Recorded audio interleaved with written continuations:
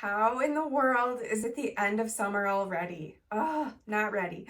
Here are a few quick things you can do to help your home and avoid some more costly repairs as you finish up the summer season. So first, check your gutters and your downspouts. You want to make sure they're not clogged with leaves or debris or sticks or anything from the storms we've had this summer.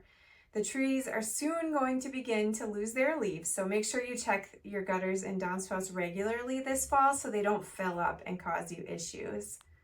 You also should take a walk around your house and look for any small holes where a critter might come in for the winter.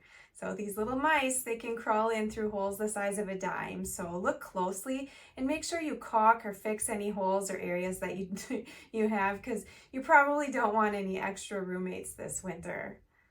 Is your chimney ready for the winter? That first cozy fire? It's always a really good idea to have it professionally cleaned and maintained when you haven't used it for a while. We once had bees build a nest in ours, and trust me, there's no need to start off your first cozy fall fire with a surprise. Lastly, it's a great time to clean your dryer vent and check any smoke detector or carbon monoxide batteries that you might have. Newer units don't usually require this, but it's always good to take a peek and prevent any issues.